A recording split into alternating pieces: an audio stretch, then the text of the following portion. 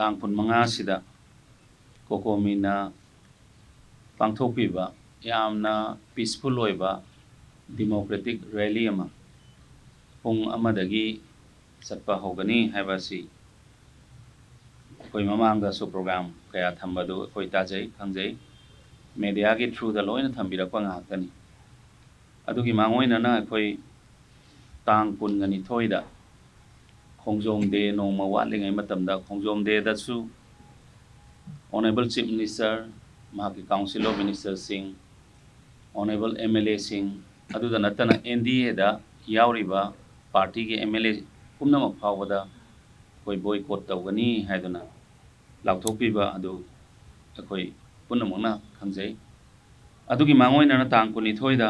ꯑꯩꯈꯣꯏ honourable chief ꯃꯤꯅꯤꯁꯇꯔꯒꯤ ꯁꯦꯀ꯭ꯔꯦꯇꯔꯤꯌꯦꯠꯇꯒꯤ ꯑꯩꯈꯣꯏꯅ ꯃꯤꯇꯤꯡꯒꯤꯗꯃꯛꯇ ꯑꯩꯈꯣꯏ ꯏꯟꯚꯥꯏꯠ ꯇꯧꯖꯩ ꯐꯣꯔꯃꯦꯜꯂꯤ ꯏꯟꯚꯥꯏꯠ ꯇꯧꯖꯩ ꯃꯗꯨꯗ ꯍꯣꯝ ꯃꯤꯅꯤꯁꯇꯔ ꯑꯃꯁꯨꯡ ꯁꯦꯅꯤꯌꯔ MLA ꯑꯅꯤꯒ ꯂꯣꯏꯅꯅ ꯑꯃꯨꯛꯇꯪ ꯑꯩꯈꯣꯏ ꯀꯣꯀꯣꯃꯤꯅ ꯄꯥꯝꯕꯤꯔꯤꯕ ꯃꯌꯥꯝꯒꯤ ꯑꯗꯨꯒꯨꯝꯕ ꯋꯥꯈꯜꯂꯣꯟ ꯑꯗꯨ ꯑꯩꯈꯣꯏ ꯇꯥꯟꯅꯅꯕꯒꯤꯗꯃꯛꯇ ꯑꯩꯈꯣꯏꯅ ꯀꯧꯖꯕꯅꯤ ꯑꯗꯨꯕꯨ ꯀꯧꯕ ꯑꯗꯨꯗ ꯗꯤꯀ꯭ꯂꯥꯏꯟ ꯇꯧꯔꯒ ꯑꯩꯈꯣꯏ ꯂꯥꯛꯄꯤꯈꯤꯗꯦ ꯂꯦꯇꯔ ꯑꯁꯤꯗ ꯂꯩꯔꯦ ꯃꯦꯗꯤꯌꯥꯗꯁꯨ ꯂꯣꯏꯅ ꯑꯌꯥꯝꯕ ꯐꯣꯡꯕꯤꯈ꯭ꯔꯕ ꯉꯥꯛꯇꯅꯤ ꯑꯗꯨꯒꯤ ꯃꯇꯨꯡꯗ ꯉꯁꯤꯒꯤ ꯑꯁꯤꯒꯨꯝꯕ ꯔꯦꯂꯤ ꯑꯁꯤ ꯌꯥꯝꯅ ꯗꯦꯃꯣꯀ꯭ꯔꯦꯇꯤꯛ ꯑꯣꯏꯕ ꯌꯥꯝꯅ ꯅꯟ ꯚꯥꯏꯂꯦꯟꯁ ꯑꯣꯏꯕ ꯃꯑꯣꯡꯗ ꯄꯥꯡꯊꯣꯛꯄꯤꯒꯅꯤ ꯍꯥꯏꯗꯨꯅ ꯑꯩꯈꯣꯏ ꯚꯥꯏꯂꯦꯟꯁ ꯌꯥꯎꯗ꯭ꯔꯕ ꯗꯦꯃꯣꯀ꯭ꯔꯦꯇꯤꯛ ꯑꯣꯏꯕ any kind of protest democratic country ꯑꯃꯒꯤ ꯁ꯭ꯇꯦꯠ ꯑꯃ ꯑꯣꯏꯕꯅꯤꯅ ꯑꯩꯈꯣꯏ ꯁꯔꯀꯥꯔꯅ ꯑꯌꯥꯝꯕꯗ ꯇꯣꯂꯔꯦꯠ ꯑꯗꯨꯝ ꯇꯧꯖꯕ ꯉꯥꯛꯇꯅꯤ ꯉꯁꯤꯒꯤ ꯔꯦꯂꯤꯒꯤ ꯃꯅꯨꯡꯗ ꯑꯣꯅꯔꯦꯕꯜ ꯆꯤꯐ ꯃꯤꯅꯤꯁꯇꯔꯅ from different sides, different live people. Ngasigi rally du yauri punamak la kanda honorable chief minister da makoigi feelings praja gi apamba punamak sing adu honorable chief minister na group punamak do ngasai pung amadagi unaba hobibani mayamna thambirakpa mayamgi wakhalon mayamna thamoida singnadra leramba mayamgi thamoida phau punamuk singadu yari makhai honorable chief minister na mafam asidagi ayamba unaraga loina hanagiba ngaktani adugi maraksida akoigi kokomi gi member sing khara la akanda memorandum ama charter of demand 7 wahang haijaba tare demand nate wahang taret yawba adugumba memorandum ama honorable chief minister gi secretariat pibirami haribasi wahang si ahan bada India government na Manipur gi yelhongmi sing muthatnaba chathabiribra proxy war asi Manipur laingakna thauna laina lep phananaba lephananaba taksinba ngamlaroidra haibana singba akhoi sigi si yamna delicate oiba pot ama oiba delicate oiba pot ama oibani ada hairiba pot sing asi akhoi India government supala abanina yamna sensitive oiba pot ama oibani aduna hairiba sing asi India government already khallaga laikhrabani masisu akhoi state government na akhoi yelhongmi kan bahaibasi akhoi strong commitment to the people akhoi praja punamak magi property magi life kan bahaibasi akhoi commitment ni to the people of Manipur ade Manipur dagi akhoi terrorist sing any kind of terrorist narco terrorist oirasu amabu oirasu aina yadaba khulai paiba haibasi Bharat Sarkar gi oina already declared to wama laikhre madudi 31st of March 2026 da India gi soil dagi akhoi Red Army haibadi Naxalism se lokthokani haibasi last leg of Naxalite singi surrender si on 29 da tawhibani 29 da Andhra Pradesh da tawhi Andhra Pradesh se loyer matungda on 30th of March da Honorable Union Home Minister Sri Amit Shah ji na Parliament ki house da Parliament ki floor da ꯃꯍꯥꯛꯀꯤ statement ꯄꯤꯕꯤꯈꯤꯕꯗꯣ ꯃꯌꯥꯝ ꯅꯤꯡꯁꯤꯡꯕꯤꯔꯝꯒꯅꯤ ꯈꯟꯖꯩ ꯃꯗꯨꯗꯤ on 31st ꯐꯥꯎꯕꯒꯤ March ꯐꯥꯎꯕꯒꯤ ꯃꯅꯨꯡꯗ ꯏꯟꯗꯤꯌꯥꯗꯒꯤ ꯅꯛꯁꯂꯥꯏꯠꯁꯤꯡ ꯂꯣꯏꯁꯤꯟꯒꯅꯤ ꯍꯥꯏꯕꯗꯣ ꯑꯌꯥꯝꯕ ꯉꯁꯤꯗꯤ ꯏꯟꯗꯤꯌꯥꯁꯤ ꯅꯛꯁꯂꯥꯏꯠ ꯐ꯭ꯔꯤ ꯑꯣꯏꯕ ꯏꯟꯗꯤꯌꯥ ꯑꯃ ꯑꯣꯏꯔꯦ ꯍꯥꯏꯗꯅ ꯃꯍꯥꯛꯅ ꯂꯥꯎꯊꯣꯛꯄꯤꯈ꯭ꯔꯤꯕꯅꯤ ꯑꯗꯨꯅ ꯅꯣꯔꯠ ꯏꯁꯇ ꯂꯩꯕ ꯑꯌꯥꯝꯕ ꯇꯦꯔꯣꯔꯤꯁ ꯄꯨꯝꯅꯃꯛ ꯅꯥꯔꯀꯣ ꯇꯦꯔꯣꯔꯤꯁ ꯑꯣꯏꯔꯣ any kind of terrorism any kind of unlawful possession of arms ammunitions makoina common people singsida terrorize tawraga common people singi peaceful oiba life si thugaina ba honaba yaroi aduna by 2029 sida akoi bharat sarkar na target ama thamla haraga north east ta laiba adugumba terrorist ki activity si muthat kani haibagi laigrabani aduna masisu akoi amagi sukna natana akoi yamna kanna bharat sarkar na akoi de instruction pibi laigre aduna accordingly akoi masi soidana akoi sarkar na su muthat na akoi soidana honagani si ahum subada torong lawbida angang hatpa amasung tm kasumda hariba case ani sidi NIA da pigre ngasi maksu IG amana lead tawraga NIA gi team ama hariba sports singsta akoi chatli se akoi na dum khangjaw matamna honorable chief minister made the IG several times adu akoi na public ki domain da thamba yadaba kaya amasu lay adu yamna thuwa matamda akoi yamna concrete oi report ama lakpa matamda akoi prasad soidana akoi thamlakani haibagi thajabadu ma thamjari mathangda mari subada torong laubi gi da CRPF na kapada laikhidraba mi ohum dugi matang da judicial inquiry na singba hangbirai masi yam laibak thiba pot amani aduna masigi sidi akoi kokomi gi chilinau singa akoi ga tanaraga masigi sida lairiba potsi inquiry ta hunma matamda akoi gi kayam phagadoino akoi kayam phatoi dorino haibase asimasu akoi khanaba ma mathau taba haibadi masigi so many documentation nama laithokre laibesina masi madangdi akoina khara akoi mayam khanara kanda akoi praja gi to akoi sarkar gi akoi di praja gi youth oina praja na thambi bani aduna masi de akoi yam hena khanaba amagi mathau tai na mayam da thamjage IDP sing gi si akoi ayamba March tha April tha sing sida ayamba hanjina na batawani adubo tang 8 tagi tholaiba thodok-sina ayamba hanjinba ngamdre adugi mathakta amuk akoina security arrangement khara tawbodo 80 ga 7 company si election ge koi state sidagi CPF si charkhiba dona security amu hena arrangement ama tawbagi su khajitang akoida awaba am oiriba adugi mathakta irang si lakpa khwaidagi luribadi honorable chief minister na toina panbiba akoi trust deficit between the community akoi punamak singsi amaga thajanaba haibasi khajitang watlagadi akoida chingna na yumdu da nuaina leiba ngamoido adugumba kayam leibudo adugi akoi yam kana honajari honorable chief minister na tongan ba IDP singi relief camp sing sida visit tawra herga mayam duga wari sanari community punamaki leiriba IDP singi relief camp sing sida whenever he gets time mana matamek phangbaga honorable chief minister na salla mayam da wari watai dum sanari khara manadi hanjining basu yawa khara manadi akoi sibu hanjilaga tangdu laitana leibang ngadoribra ngamoidoribra haiba singse asi leiba aduna sarkar sina heka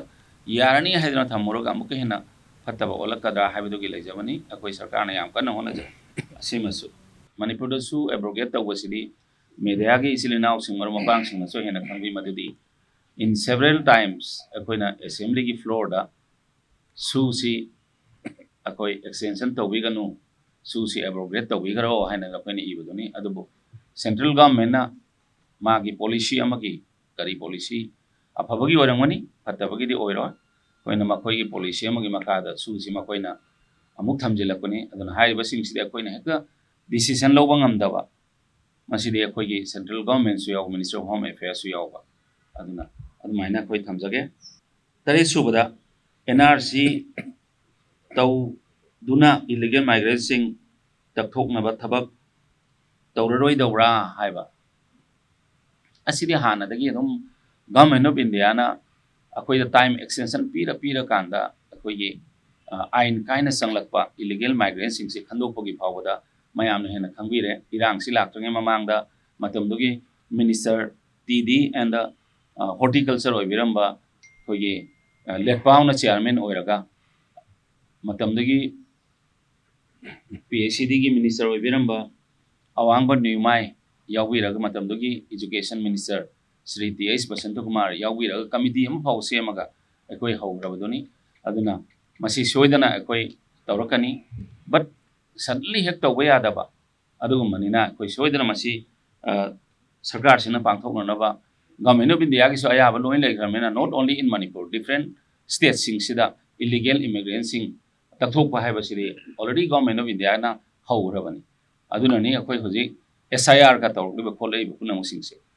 ꯑꯩꯅ ꯁꯨꯃꯥꯏꯅ ꯃꯌꯥꯝꯗ ꯈꯤꯇꯪ ꯊꯝꯖꯅꯤꯡꯉꯤ ꯑꯇꯩꯗꯤ honourable chief ꯃꯤꯅꯤꯁꯇꯔꯅ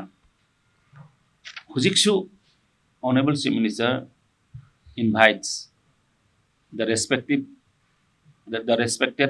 members of the COCOMI to come to the negotiating table. Whatever, every war khudingmaksu table amada phamma kanda loisinba ngaktane. We cannot just neglect any of the association of our state. Honorable Chief Minister several times hojiksu on behalf of the Honorable Chief Minister akoina COCOMI invite tawjari. Let us bring peace to the state. Akoi state sida shanti hanjilhanbase akoi punamanga daita lawminasi adui mathakta toina haijaba academic calendar akoi isa singsi loina kaisila am asi singsi makoi de akoi future oigadoribani aduna makoi gi si so khara yengbire harga COCOMI gi adugumba thauram kaya sing adu matam khara yethokpidana Manipur sida satri punamang singsi makoi gi future se asi taanbada akoina khadang mateng pangbada akoi sarkar da su mateng pangbiyo hadana mayam thamjage mathang sidi Honorable Chief Minister na ngasigi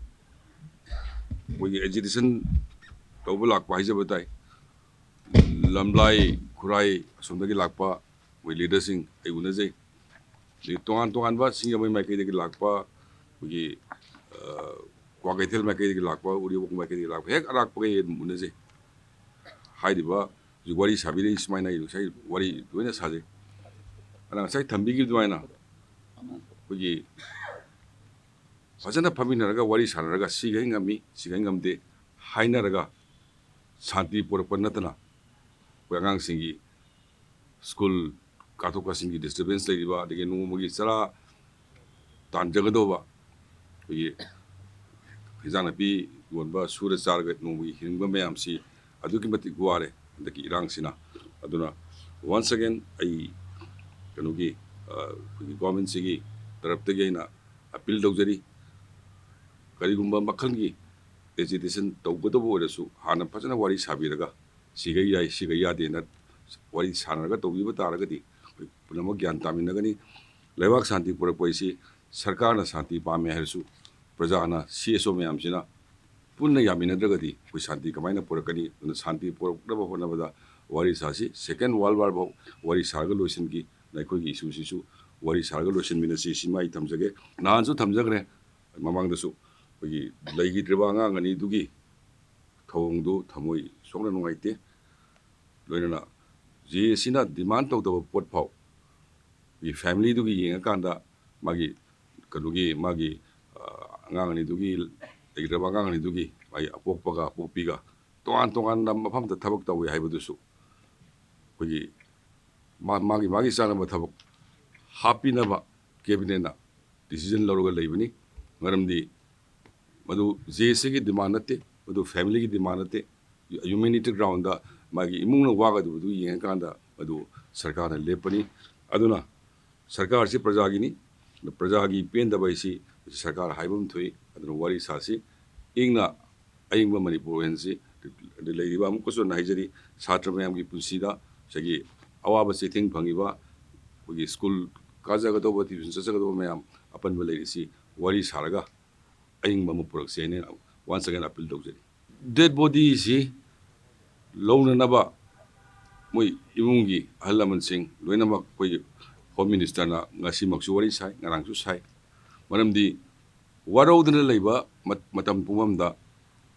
magi ꯋꯥꯍꯩꯁꯤ ꯅꯨꯡꯉꯥꯏꯇꯕ ꯑꯗꯨꯝ ꯍꯥꯏꯅꯤ ꯍꯥꯏꯗꯤ ꯂꯩꯈꯤꯗ꯭ꯔꯕ ꯑꯉꯥꯡ ꯑꯅꯤꯗꯨꯅ ꯍꯦꯟꯅ ꯂꯨꯝꯅ ꯂꯧꯖꯕ ꯑꯃꯗꯤ ꯆꯩꯔꯥꯛ ꯄꯤꯕꯤꯌꯨ ꯐꯥꯕꯤꯌꯨ ꯃꯇꯝ ꯄꯤꯕꯤꯌꯨ ꯍꯥꯏꯁꯤꯗꯤ ꯃꯍꯧꯁꯥꯅ ꯍꯥꯏꯕ ꯇꯥꯕꯅꯤ ꯑꯩꯈꯣꯏꯁꯨ ꯁꯔꯀꯥꯔꯅꯤ ꯑꯗꯨꯒ ꯑꯦꯖꯦꯟꯁꯤꯃꯛꯇꯁꯨ ꯅꯠꯇꯦ ꯑꯗꯩ ꯏꯁꯣꯔꯃꯛꯁꯨ ꯅꯠꯇꯕꯅꯤꯅ ꯇꯥꯡ ꯑꯁꯨꯛꯇ ꯐꯥꯔꯅꯤ ꯄꯨꯊꯣꯛꯑꯅꯤ ꯍꯥꯏꯕꯁꯨ ꯉꯝꯗꯦ ꯑꯗꯨꯕꯨ ꯑꯊꯨꯕ ꯃꯇꯝꯗ ꯐꯥꯅꯕ ꯑꯩ ꯏꯁꯥ ꯌꯥꯎꯅ IGC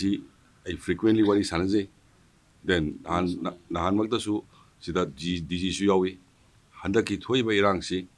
hana kanoda thokiba iranga manada poram yawi maduna masina correlated oibisu yai kanoda ukulda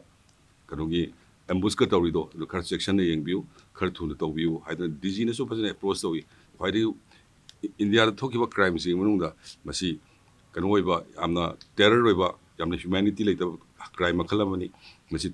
atu matam tawbiu na ma masagi tarapte su approach tawi ena su approach tawi nunga simaksu NIA team ada chakhi haibe pau tai koi honorable MLA sing thengna poda pau da mi su adu naina thamjani si my family da su aina thamjani si media gi thongda koi gi pikra wanga ni dugi body do mukta kuina thambai si sarkar da ingwai jati duga adi wagi hallaman duna mai apok duna nuai tabnina ai sarkar su force tawjaba su leite adi punga numit asuli dege thamba ya de habdu leiri poni adu akhoju force tawte adu sigi magi imung manung mayam du wari sanadana athu matam da lobina ba koi adum leptana appeal tawjari hona jari koi state government na seminar ama tawge na tawrumbani tang trama thoida manam di confusion nama leiri si isam na hojik AI da su hakna hangbiu I've been namaga adi without census NRC yati aikoi gi demand sina sumaina lebui ningi census kono tau NRC hana tau so confusion nama leire so that seminar ma tawraga Assam state ki NRC tau da yaugi ba lawyer ama 13-year experience leiba amasu engage tau duna leibani so that seminar ma tawraga anda adi hujik phaugi sarkar na phangba knowledge dadi huyi without census NRC tawde to NRC se koi loina mal punna khangmine India da Assam da ngai tawgiba adusu Supreme Court ki directive amadani aduna NRC se ekoi sida mamut tana khangba wali banina adugi seminar ma tawraga koi Manipur ki su expert sing then NRC Assam da yauruba usi lawyer yauna team khara adu tawraganda white paper ma puthoga NRCC sida karma mungna tawdage haidu tanara kanda sagi process tawge tawni hoi thank you